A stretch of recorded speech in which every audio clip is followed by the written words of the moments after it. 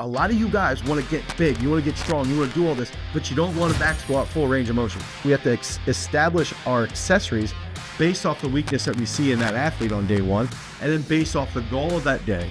But it all comes back to not avoiding lower body day one. So what does that mean for actually gaining strength? And why am I even talking about this with the lower body day?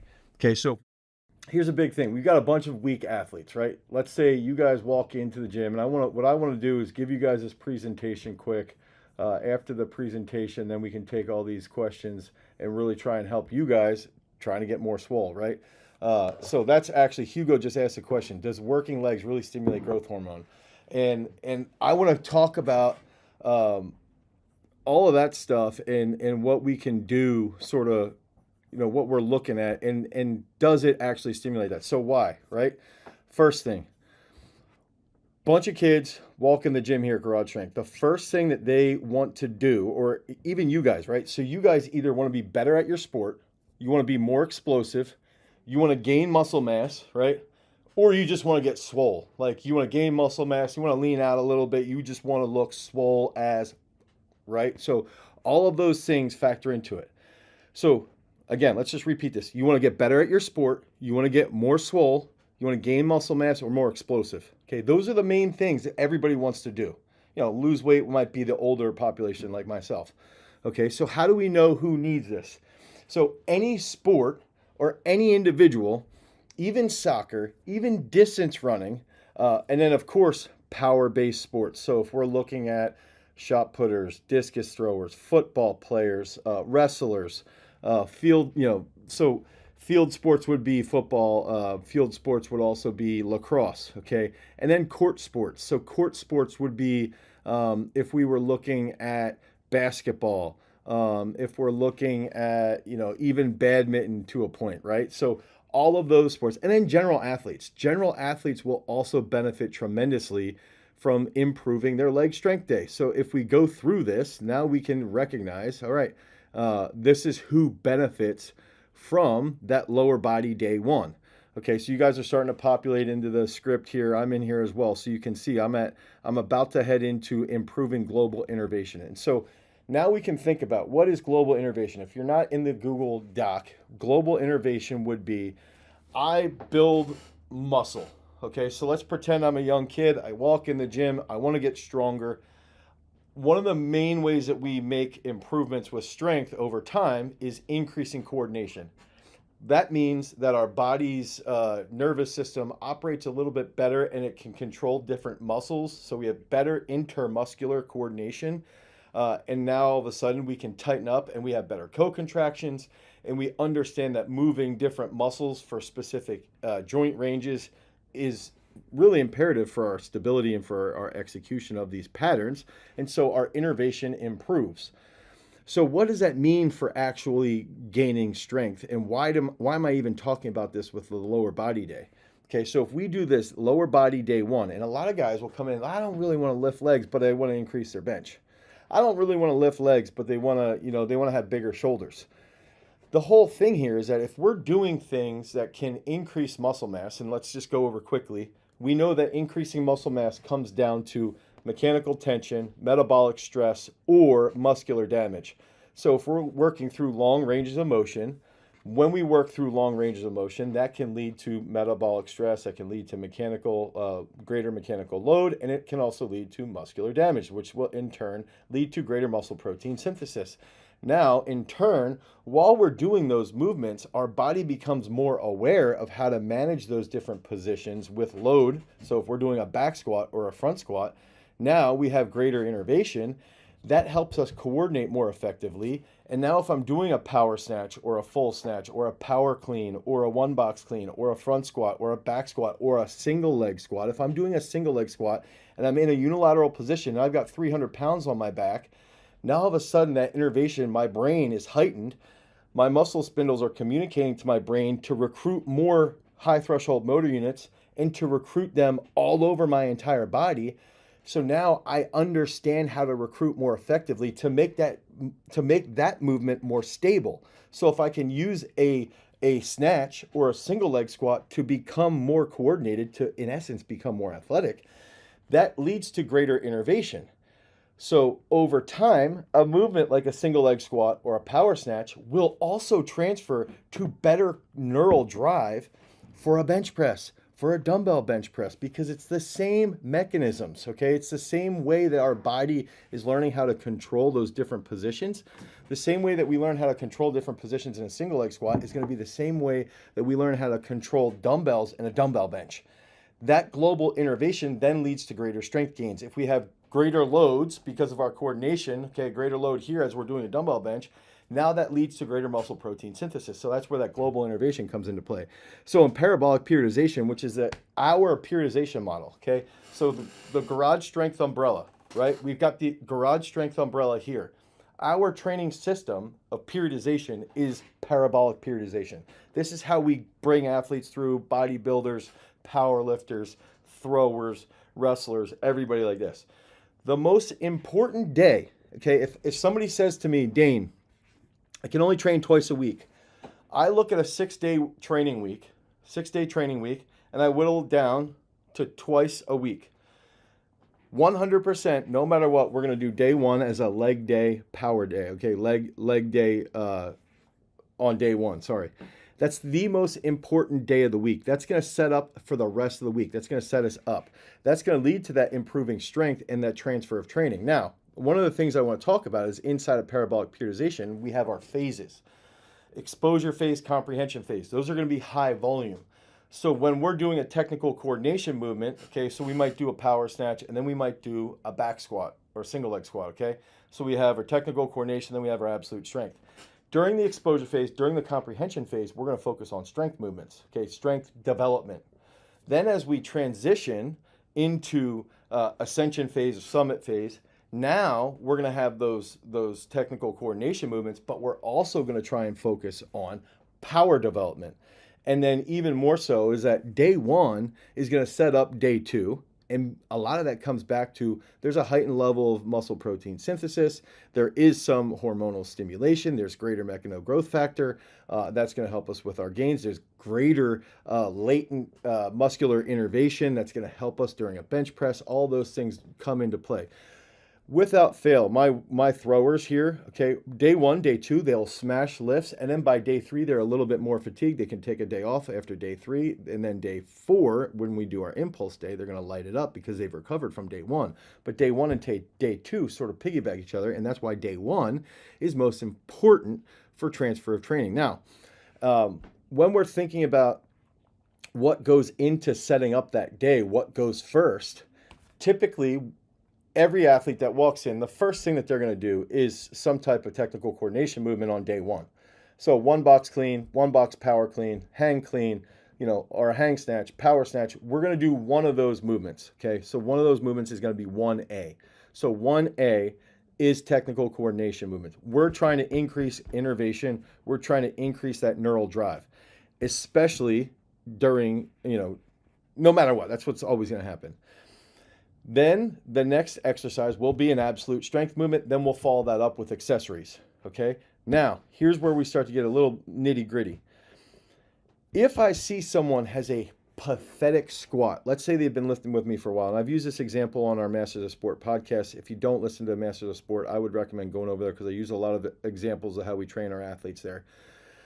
And I talk about, we've had multiple times where we have these huge football players, right? And we'll have high school football players that are 6'5", 6'6", and they're not that strong yet, okay? Because they're growing, they're so big, they're just these huge guys, right?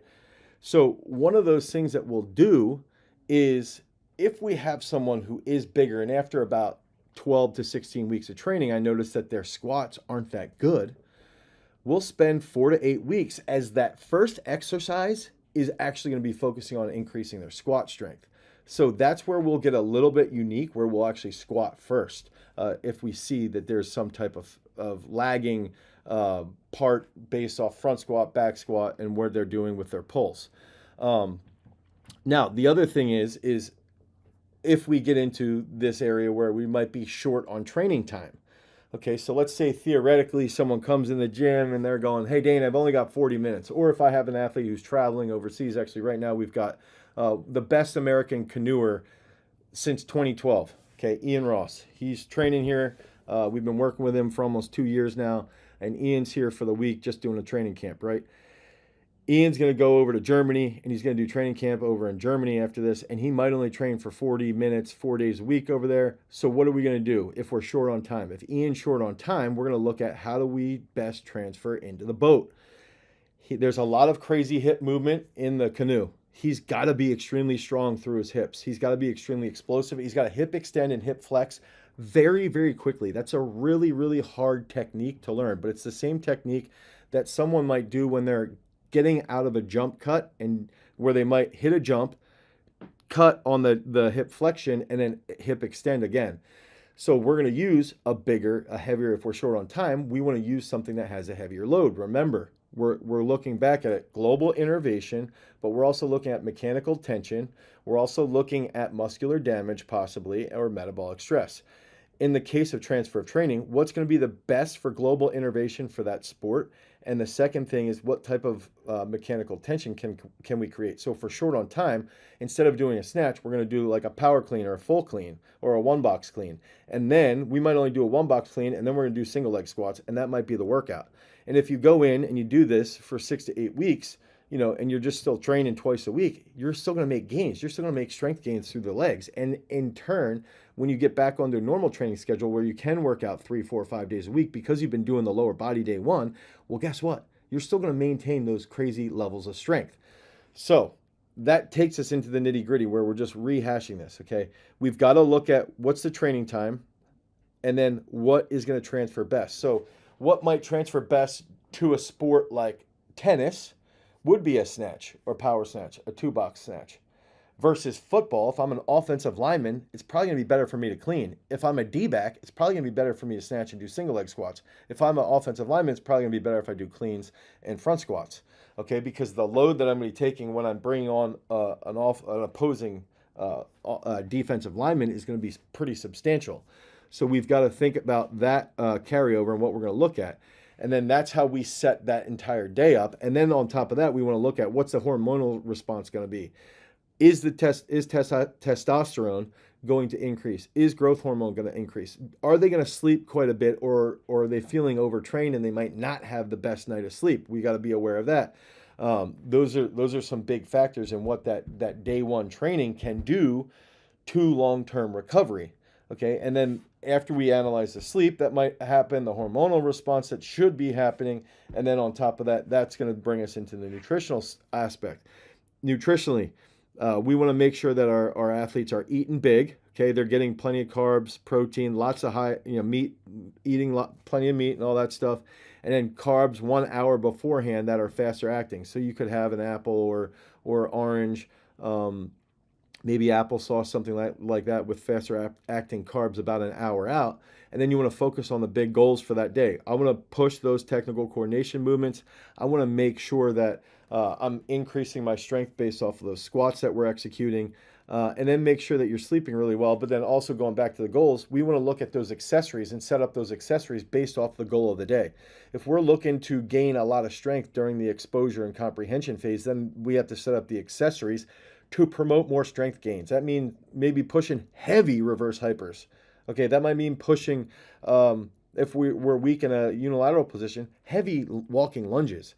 But these are accessories that we're going to really, or if we have somebody who's got terribly weak hamstrings, we need to do Nordic curls. So we have to establish our accessories based off the weakness that we see in that athlete on day one, and then based off the goal of that day. But it all comes back to not avoiding lower body day one. A lot of you guys want to get big. You want to get strong. You want to do all this, but you don't want to back squat full range of motion. You don't want a front squat. You don't want to do a power snatch. You don't want to do a power clean. You barely even want to do a deadlift. Or if you want to do a deadlift, you're doing a trap bar deadlift. It's like, dude, if you guys want to gain size and you want to get more athletic and you want to gain muscle mass, you have to buy into a lower body, full-blown, I'm going to push this as hard as I can every single week for 6 freaking months, and then you can talk to me and tell me it didn't work, because it's going to work. So on top of that, when you're pushing, and the thing is that a lot of us want to avoid this. A lot of athletes come in, they want to avoid leg day, because mentally it's extremely challenging. We want to back out, and we don't want to push. Okay, we want to feel the victim mentality when we're getting under a squat bar. We want to say it's heavy. We want to say it's hard. We want to say we don't want to do it. We want to say our back's tight, our knees are hurting. And that stuff is real. But in all reality, if you want to become a freak athlete, if you want to become a freak in general, you have to hammer lower body day one. That's why we have that program first every single week inside of Peak Strength. That's what we do here. That's what we did with Nicholas. Look at those shoes and that sweet poster of him. That's what we've done with all of our world-class athletes. And then on top of that, that good post-workout nutrition. Make sure we're getting 30 to 40 grams of protein 3 to 5 hours afterwards. Make sure we're eating plenty of carbohydrates, good fats, and making sure that if we have 1.8 to 2 grams per kilogram of body weight, that's going to help us with our recovery, and in turn, it's going to help us sleep a lot better. Especially after that big leg day, you should try to get an extra 30 to 45 minutes of sleep. Okay, so those are all those big factors that we need to focus on. But a lot of us want to back out. A lot of us want to skip all that stuff.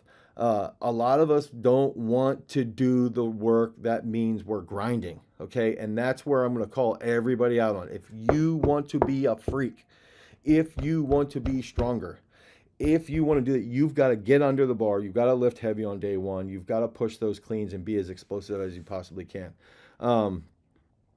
So I'm going to go in. That was my little rant.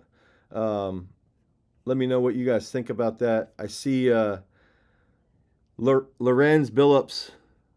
Do you have any recommendations on plyo progressions? Boom. Thank you so much for that $10 super chat. I really appreciate that quite a bit.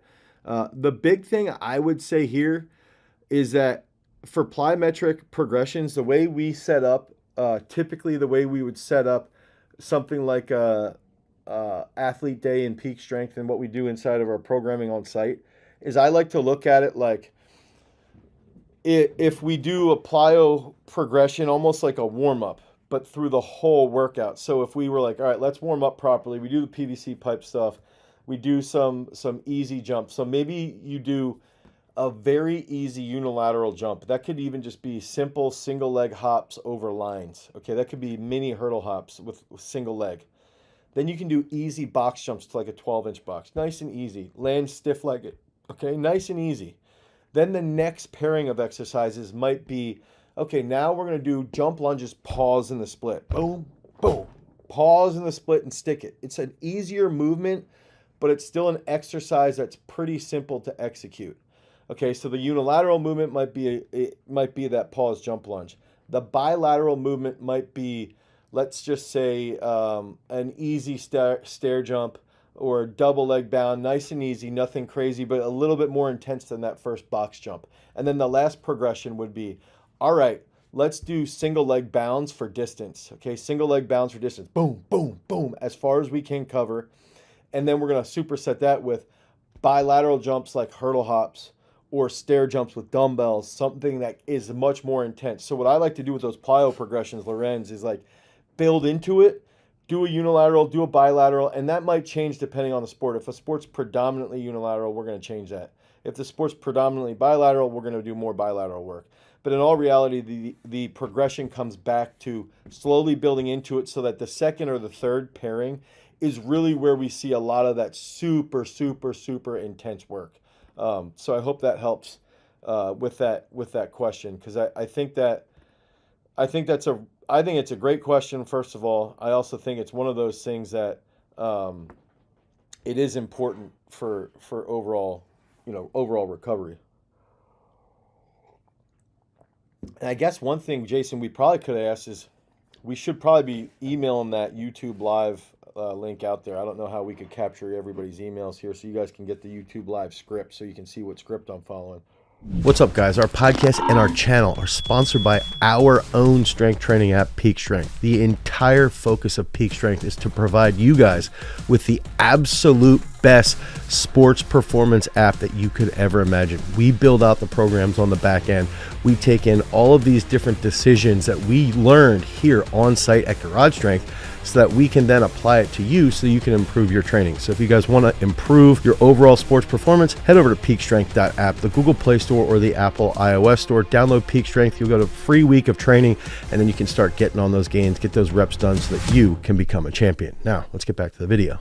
Peace. Okay, so let's start answering some more of these questions. How can I work on a faster drop or catch? So this is from Leah.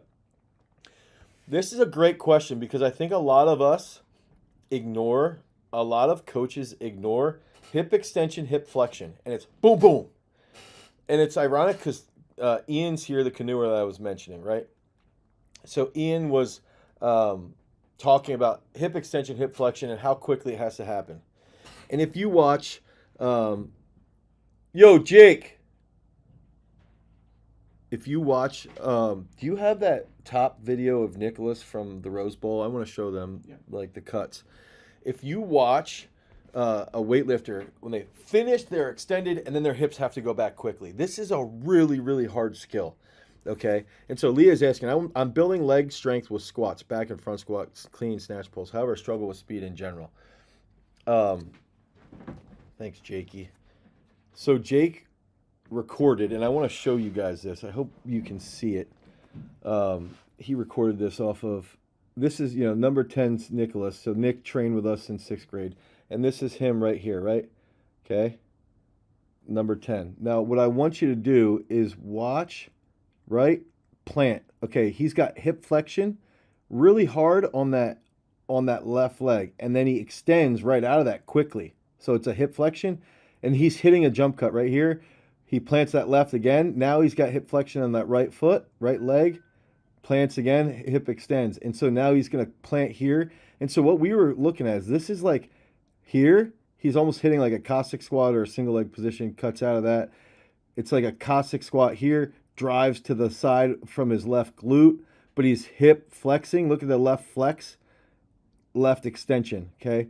And so now here, now he's planting here, and now you get into that single leg position, and he's going to run and cut that uphill. This was his 87-yarder, and this is what, he's still 17 years old, just taking off and taking that to the house. And so, and that was in the Rose Bowl. That was in the Rose Bowl where they what do you have, 7 carries for 140 yards. So to answer Leah's question, it comes down to, Leah, one, starting with like a power clean and catching that with hip flexion.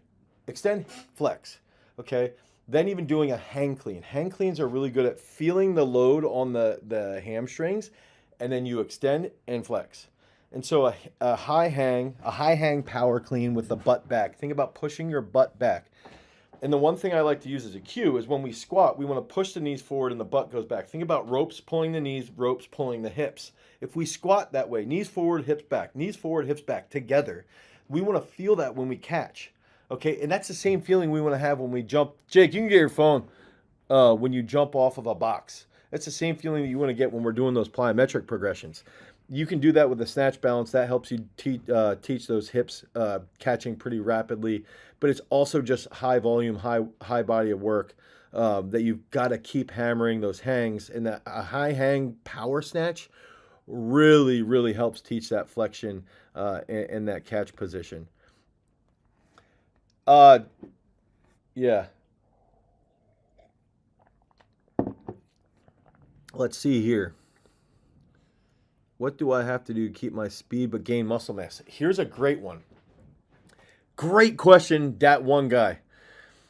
DJ brought this up to me. So DJ's one of our assistant coaches. He helped develop Nicholas and a lot of the guys on site.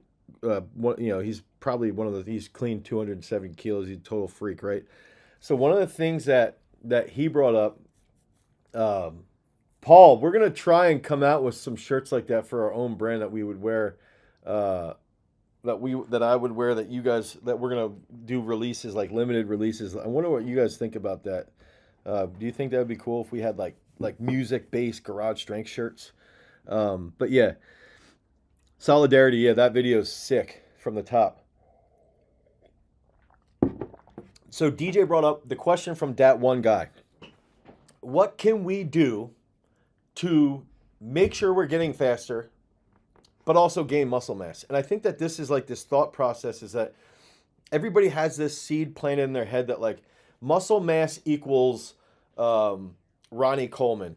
Muscle mass equals Phil Heath. Muscle mass equals, I mean, even C-Bum, right? You see C-Bum and he, dude, his freaking physique is absolutely incredible. It reminds me, he's probably the person who's gotten closest to Arnold's physique, and if not better than Arnold's. But you see that physique, and it's more like the statue physique than it is like straight sports performance. So a lot of people, B Colonel, yeah. So a lot of people will say, well, if I get strong, I'm going to look like, I'm going to look like Ronnie Coleman, and I won't be fast. I won't be able to move. But remember back to the beginning of this, and if you download the course and stuff, we cover global innervation is key, okay? Coordination is what we're looking at. And if we're learning how to get stronger and we do gain muscle mass, remember that later on in our programs, we're going to have Athlete Day, we're going to have Impulse Day. Okay, Athlete Day and Impulse Day are going to teach us how to use that newfound muscle mass in an athletic manner. So now we can do plyometrics with that new muscle mass. Now we can do, and that also will stimulate some growth because we're going to be taking on a lot of force. We're teaching our body how to absorb a lot of force and reuse that force, right? So also on Impulse Day, we might do really fast power cleans or really fast power snatches. We did a video last year with Nicholas where he was cleaning 325 pounds at like 1.7 meters per second. That's the speed you want to look at. And if we're moving things really, really fast and it's heavy weight, now we're getting really strong and we're going to maintain that speed. That's the biggest thing that we want to focus on. So also doing unilateral movements like a single leg squat, when we're doing our single leg squat, the reason why we love to use that for speed is it's a hack to the hamstrings and to the glutes. That's where we need during the drive phase, okay? During acceleration, we need to focus on the glutes, the hamstrings, and the quads, okay? Glutes and quads, big time. Now we factor in deceleration, and we go single leg squat, but then that helps us plant, and then we have a co-contraction around that knee joint.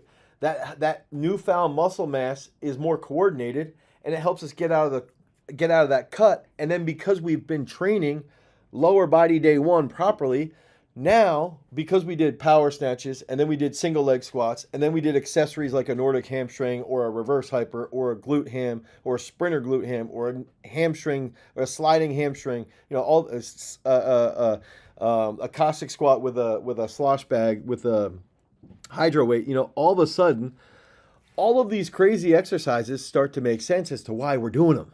And that's the big thing is like we want our athletes to get bigger and we want them to get faster and we want them to be more explosive.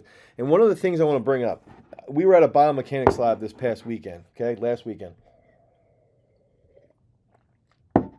And I'm there with Haley and Jake, okay?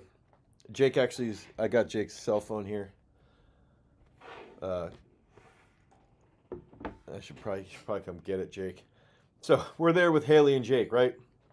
And one of the things I was talking about to all the coaches there was when I was talking to the biomechanists. Okay, this is at Marquette. It's one of the best guys in the world around biomechanics, and they're on the force plates. They're doing everything: body, joint angles, and force plates. Testing vertical jump and everything like that. Thanks, Jake. You're a real swell guy. One of the things, I think dumbbell snatch is okay. It's not great, but it's okay. One of those things that I brought up, and I wanted to bring up to you guys, was we go off of one box a lot. A lot of Nick's training was off of one box. Okay, one box clean, one box snatch, two box clean, two box snatch, anything like that. And you guys all, I don't want to do snatches. I don't want to do cleans. Just learn it, get it over with and learn it because it's going to transfer really well to everything else. But one of the interesting parts was, part of the, okay, I'll answer this question quick from Blumquist. How can I do the day 5 rebellion program if I also have American football practice once a week? What should be left out of the program? Should I skip upper body day? I would skip the second upper body day and one of the leg days. Yeah, send Jake a text that he should get his phone. That's funny. So one of the things that I brought up was, all right, based off of impulse. Now, impulse is force in time, okay? Time during a clean would be the period in which I'm pulling, the range of motion in which I'm pulling. If I raise an athlete up on a box by 7 inches, I'm decreasing time. So force applied, okay, over time. Time is shortened. So now the force application has to be higher because the time is shortened if I want impulse expression to be equal. So we use one box or two boxes, and in turn, Now you have to apply more power, more force in a shorter time frame for impulse to be equal. Okay, so that's the big factor here, is that as strength coaches, that's what we should be focusing on. How can we create ways for our body to learn how to apply more power / force in a short period of time? And then you manipulate the body by doing a 1 box or a 2 box, and now all of a sudden, guess what? You're made in the shade as far as speed and strength is concerned. If we're talking about being freaks, we've got to focus on impulse, because that's how running is based. That's how running power output is based. That's how all this stuff, even in throwing, even in wrestling, if somebody hits a blast double and they can apply more power in a shorter period of time, they're gonna hit the blast double and get a takedown. Any idea on how I can improve my grip and stability for Mongolian wrestling? That's a tough one, dude. Mongolian wrestling and what's the other one? Schwingen is Swiss. Yeah, I would say in that regard, you're gonna have to do more plate flips. I would say monkey bars. I would say explosive monkey bars, and then even hangs. So you want to have the endurance covered by hangs. You want to have plate flips. And ironically, we've got a forearm video coming out in the next, the end of the month, I guess it would be, or beginning of next month. We have, I'm looking up on the board. Yeah, February 5th, we have a forearm video coming out. So stay tuned for that. That's going to be sweet. Matthew, is that Schwingen that you're doing, or are you doing Mongolian wrestling? Your name reminds me of a Swiss name. That's why I was wondering if you're doing Schwingen. Does athlete height influence boxes? Yes, it does.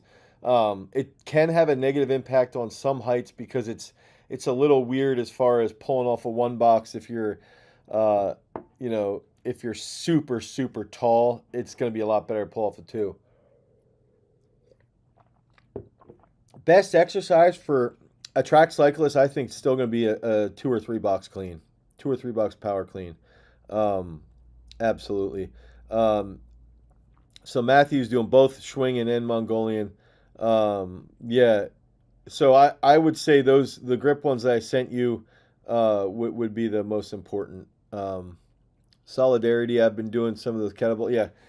Yeah, I think best exercise for hitting a baseball 600 feet. So, okay, this is interesting, because last week when we were at the camp at the biomechanics lab, this is something that, what's his name? Yodan Hernandez, is that his name, from the Astros? And then we looked at Mike Trout, Vlad Guerrero Jr., and breaking down hitting styles, right? Even looking at Bryce Harper. And then, so this guy that was with us works as a consultant for these guys. And he was actually talking to me for a while, because I started to talk to him. I'm drinking hot chocolate. It's called Cocoa Moringa. It's a moringa high fiber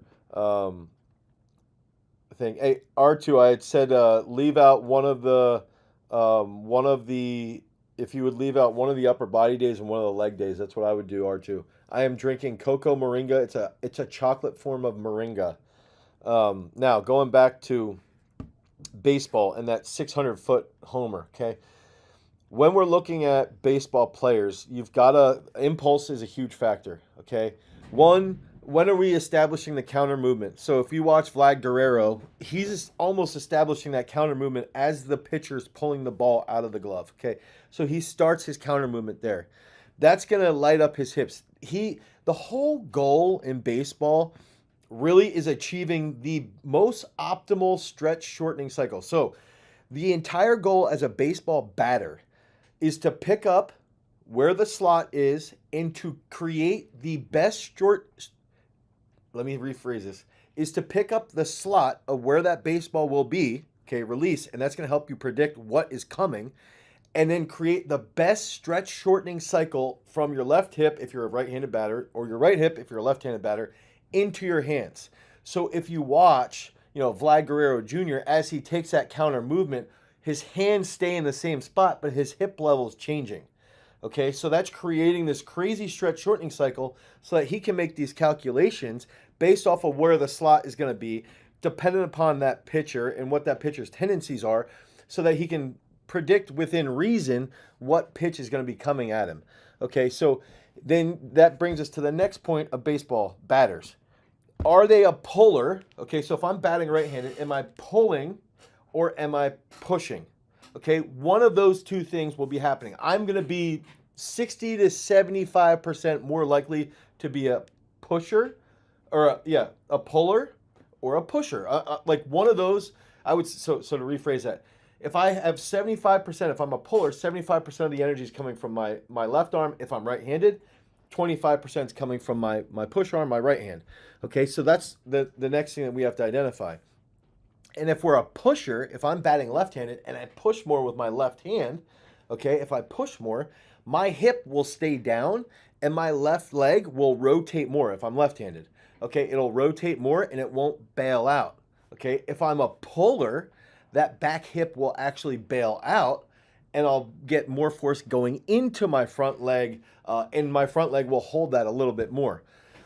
So to increase our exit velocity of swinging the bat and making that contact, we have to understand what counter movements need to be done. We also have to understand that, one, we can train general strength. Okay, so we need to train general strength like a clean or a squat. I would say a single leg squat would be best because of the stance or a step up. Okay, I would say those would be the best. And then the next step that I would go into is that's like the foundation of general strength. Then the next step would be into, okay, how can we improve impulse at a higher degree? So like speed strength to a point. Okay, speed strength to a point. So that's where we're going to do something like power clean. You've seen power cleans from Bryce Harper, right? So then we're going to do that. Then we want to potentiate the nervous system. And what I think people should be doing is spending time, one, breaking down videos, but then two, using a tee and using a slightly heavier bat to increase the speed directly of the bat. Okay, and you have to think about that, predetermined, like this would be my swing if I know a curve's coming. This would be my swing if a high velocity ball is coming. This would be my swing if there's a changeup. And you actually predetermine how you're practicing that, but always make sure that you're hitting a tee, because you will have a faster swing if you're actually hitting a ball versus not hitting a ball. That will always happen.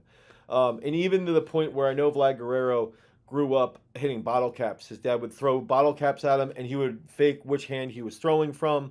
He would hide it and pretend he was throwing from his left, but it would come from his right. So things like that can improve. But at the baseline, at the very baseline, you've got to do a max strength movement. You've got to train with some technical coordination to improve your impulse. And then you've got to improve the speed of the bat specific to your sport.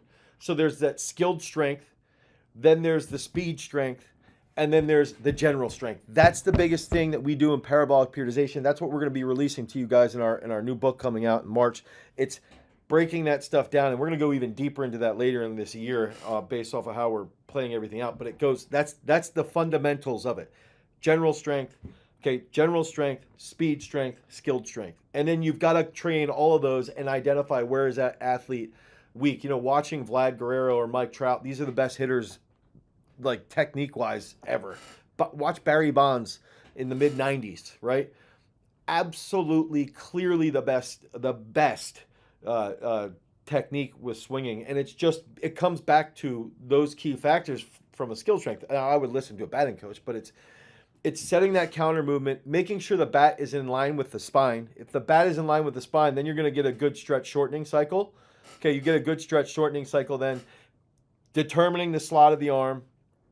And then now one thing to bring up is that some of the best pitchers in the world right now are trying to change their trunk position because people are watching the slot. So the slot might look the same each time they throw, no matter what they're throwing, but what's changing then is their trunk. So they're learning how to throw crazy curves or a changeup by just changing their trunk. Whereas in the past, instead of changing their trunk, they've just changed the slot. So we're going to go through this evolution of like which one's better, changing your trunk, changing the slot, what creates more success for the pitcher. So that's some stuff around batting. I went a little off there, but hopefully that helps. Have you ever had athletes cross-train with rock climbing to blow up grip strength? Grip strength for rock climbing with wrestlers, absolutely fantastic solidarity. I think it's phenomenal. Will weightlifting shoes interfere with transfer squat gains to the real world sport? No, not really, because typically that range of motion is going to be great. You just got to work on that ankle elasticity, really. If you can hold that elastic ankle, you'll be fine. Do you offer a program for athletes who have limited range of motions and are getting back into it after a while off? Okay. I would pick up peak strength, and if you pick up peak strength, work in. This is for MV shots. If you're brand new, just put in there that you're a beginner. When we designed all the programming, I wrote all the program behind peak strength. What you do is you just go in and establish that you're a beginner. You can play around with it for 7 days, 7 free days that you can try that out, and that will help. I was just informed, because we're going to be getting off here in about 5 minutes. And these chats we do every single week, every single Friday. You can join the membership live. I want to say it's $10 a month, and you can get 3 membership lives where I present and talk to you directly. So there's usually only about 10 or 12 of us in the chat that we talk through all these training methods and whatnot. Jack Black has autism. He just separated his AC joint. How should I fix it without going to physical therapy? Because he doesn't have enough money for therapy. I would go talk to a doctor. I would try and figure that out and talk to a doctor. Sideline external rotations. But you got to get your script from a doctor first. That's a tough one. A lot of banded work, but I don't want to answer that question just because it's tough. How often, what do you recommend for a soccer player who has 7 sessions on the pitch every week?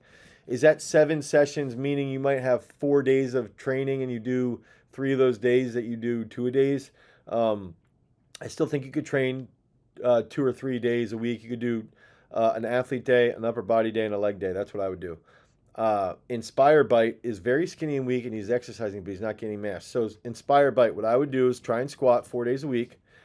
Try and be in a 500 calorie surplus and do that for 16 weeks. And if you can come back to me and tell me that you were in a 500 calorie surplus and you back squatted 5 days a week for 16 weeks and you didn't gain any weight, then we'll talk.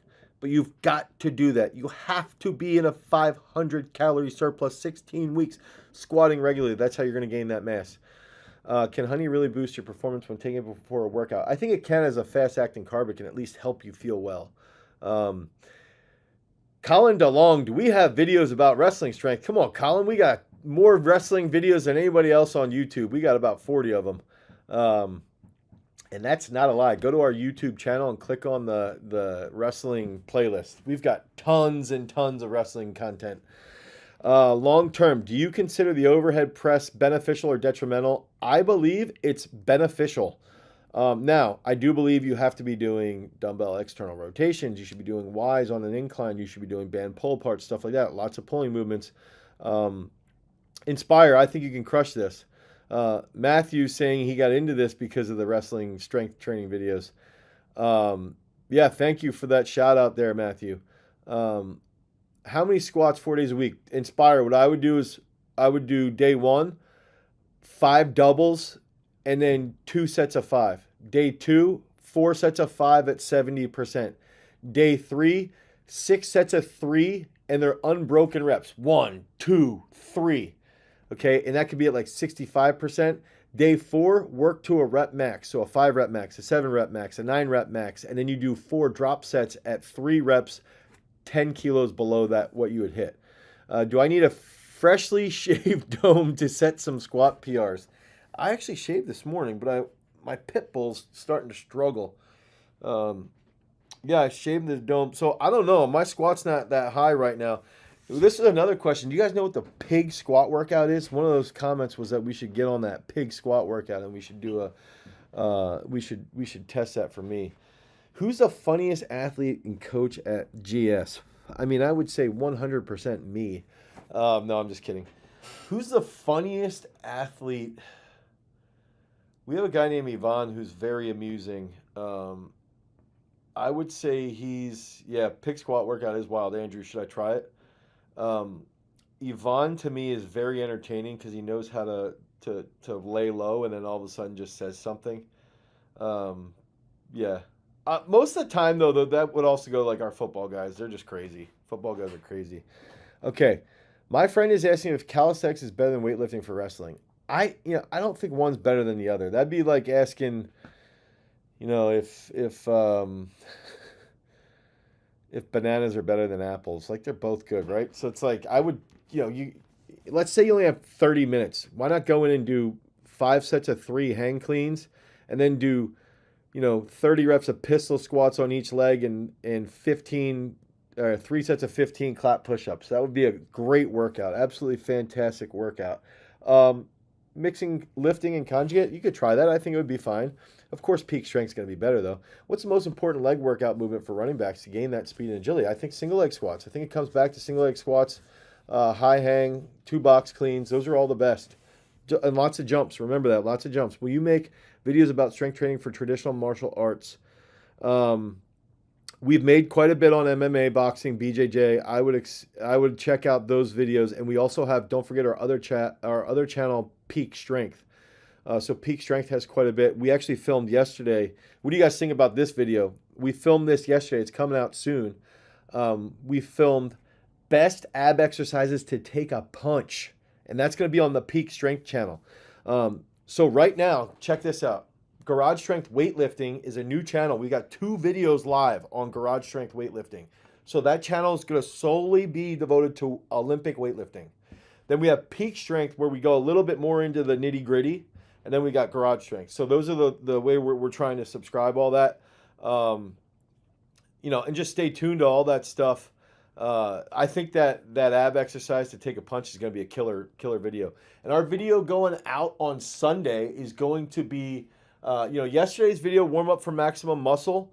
Great video for you guys to use as warm ups. Okay, you check those out. And then on Sunday we've got a hypertrophy workout. So Sunday's workout is all just getting big. Okay, big time hypertrophy workout coming this Sunday. So stay tuned to that. Yo, is that the Brandon one? Oh, Javen and Joey's on Sunday. It's going to be like their upper body lift before they went to Penn State. Javen's the number 1 offensive lineman recruit in this class of 2022, 2023. Jason, nice to see you. And he just left to go up to Penn State. Him and Joey both enrolled early, which is great for them. Just fantastic. They'll get a jump start. They'll get into that structured system, and they're going to both blow up while they're up there. That's the main goal. I think that's the main goal for why we coach, why we train, right? It's like just doing crazy things and accomplishing cool journeys. But I did want to share that. We have that Garage Strength Weightlifting channel. So if you are struggling with snatches or cleans, go check that out. And then we've got a whole bunch of stuff coming out. We've got a new book coming out in March.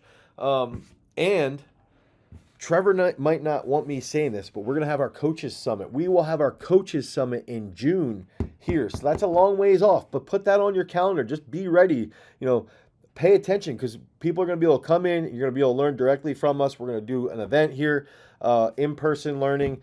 And that's going to be sort of like feeding off of some of the concepts of the skilled strength that I mentioned earlier, where we got the skilled strength, we got the speed strength, we got the absolute strength, and even somehow how we do that in training, how you guys can do that. But that big book is coming out in March. So a whole bunch of stuff is on the horizon. And solidarity, yes, we do have our Throws channel, Throws University, of course. How many channels do we have then? We got Throws U, which is all throwing. We got Garage Strength Weightlifting, which is all weightlifting. We've got Peak Strength, which is more nitty-gritty sports science stuff, how we apply that sports science. Then we got the Garage Strength channel, which is this current channel. Huh?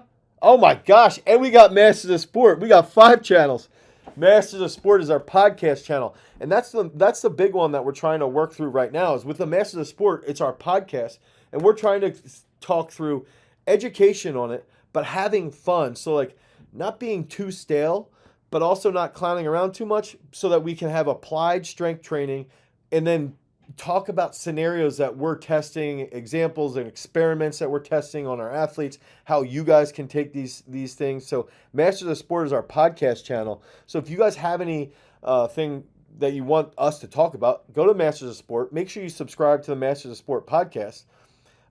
And you could comment there, and you can then go into our Discord channel and say, hey guys, can you guys talk about this? because that's how we sort of funnel everything around. So, yeah, Solidarity did his bonus hypertrophy day this morning. That's awesome. That was the thing. What's funny is that back in the day, or not back, Garage Times reminded me of back in the day. DJ was making fun of me because before I came up here, I was doing like sets of 30 bicep curls, and I was doing a whole bunch of incline bench. He's like, oh, you're going to try and get a pump because now I lost a lot of weight. I weighed 223 yesterday, and you're looking all small. Okay, one more. Quinn Mattingly, trying to put some weight on going into sophomore year as a running back. Max squats 245, max power clean 145, max bench 165. I would push the crap out of your back squat and your full clean. Your bench will go up when that happens. I would also just go into the peak strength. You can get 7 free days of training in peak strength and all of our programming in there. Remember, we developed Nick Singleton. That's our basis for the running back programming. It's pretty successful. You get 7 free days. Try that out and see what you think.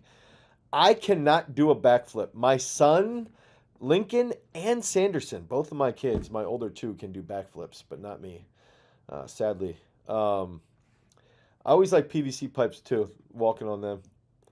My diet is not like the Liver King. No, I have more dairy and I have more fiber.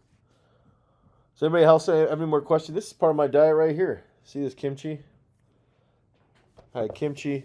Just had my moringa. Open up that pack today. Don't tell my wife because I'm still probably going to open up another Pokemon pack later. Remember, so we got a lot of actions here. We got our live stream membership every single Friday. We do a private live. Okay, so if you guys want to get in there, there's less people in there, so you can directly talk with me and I answer all your questions.